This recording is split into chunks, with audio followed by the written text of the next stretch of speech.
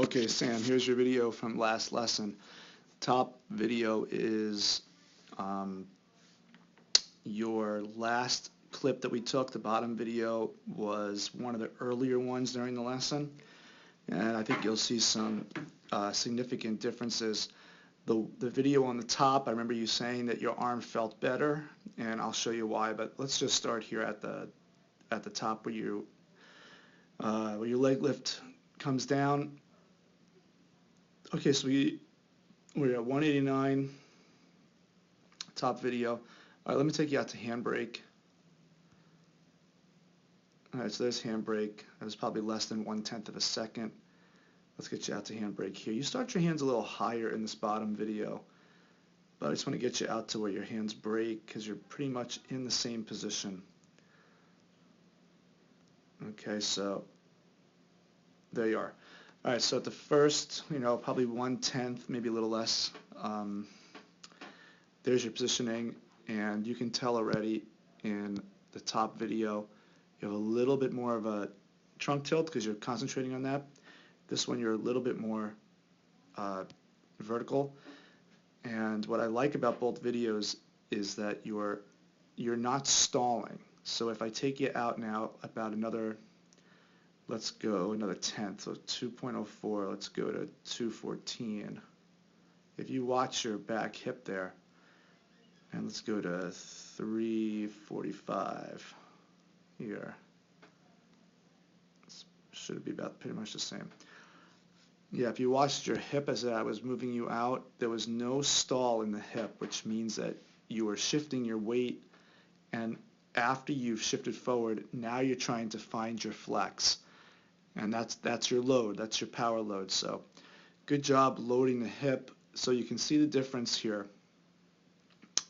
I moved you out pretty much at the same exact frame rate, but in the top video you have a little bit more of a lean again, right? Because that's what you were focusing on doing. You were just trying to overcompensate probably a little bit by doing that. Here you're still a little bit more vertical, but you're in a great position down here at the bottom too. So these are both good positions, but obviously the top video you probably don't want to lean that far back, so because you really want to keep those shoulders in line with the hips as far as you can go. But I know what you're trying to do because we've been discussing that. But if you compare it to the bottom video, it doesn't look like there's that it's affecting your momentum, so that's good. So let's move you out to just before you break before foot drive, before that back foot really starts to kick over, right about there. Your hand position, your arm position on here is pretty identical. Obviously you still have the tilt going back on the top video. All right, so it looks more like your leg is reaching out here, but I mean not really. All right, so let's clear that out of there. Let's get you to front foot plant.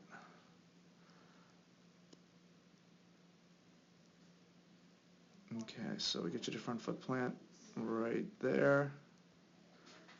Let's get your front foot down right here. Okay, so when you were driving in the bottom video, when your foot kicked over and your ankle turned over, you got a little bit further off the mound. Look at the distance from your back foot here to the rubber and your back foot to the rubber. So you do have a little bit more triple extension here. You probably have a little bit more hip rotation and maybe a little bit of some hip separation there. But the negative is that when you did push out, your chest and your trunk leaned a little bit forward, and your glove kind of dropped, because that's an indication that you're into some rotation. Take a look at the glove hand on this video. See where your glove is in comparison to this one, see how much higher it is. That's because you had that tilt, so your shoulders aren't ready to go yet. And you do have some good hip and shoulder separation up here too. But we want to get a combination of this. This is what we want to get. We want to get you into this position where your chin is, but we also want to get you off the rubber. We want that explosiveness, but we want this upper body to be here. So we want to combine what's going on down here with what's going on up here.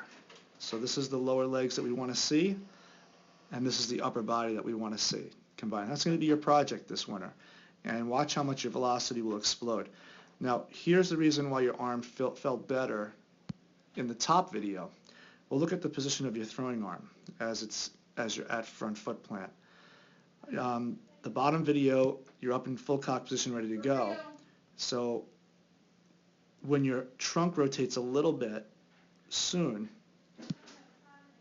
and your arm is up just a tad bit early, notice where you are at full external rotation. I'm going to get you to full external rotation here. And you see the difference? You see how much further out your elbow is? Elbow's further out, so your arm is lagging behind the trunk here a lot better. So it's receiving forces better, and it's in the position for it to take those forces. And it's loading. The arm is loading at the right time because now it's following the trunk. In the bottom video, your elbow is in line with your trunk, and then watch how it casts out just a little bit. Boom, right there. Boom, right there in front of your face. And the top video, your elbow doesn't really cast out in front of the face. It rolls over right there. And I'll show you the difference in your arm angle here.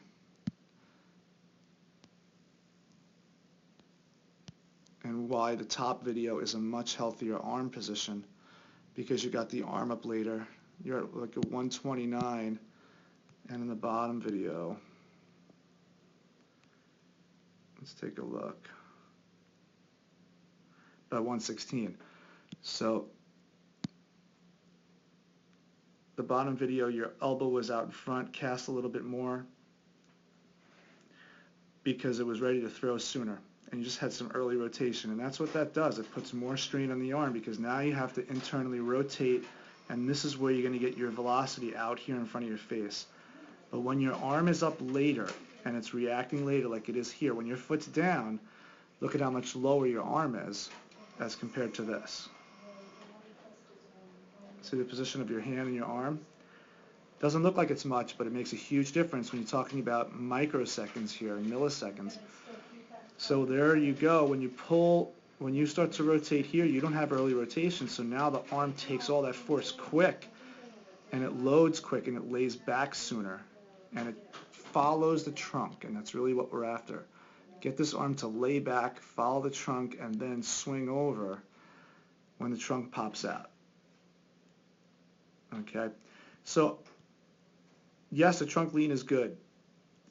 Let's see if we can find a position where you're not that extreme, so you can still kick off and get that ground, gain that ground and that power there.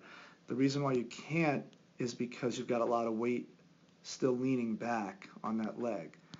Remember, in the bottom video, you don't have that weight because look at how much more straight up and down you are with your trunk.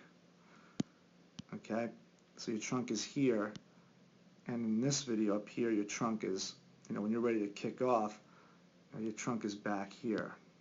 My God, I'm getting so sick of this thing. All right, so there you go. Good job.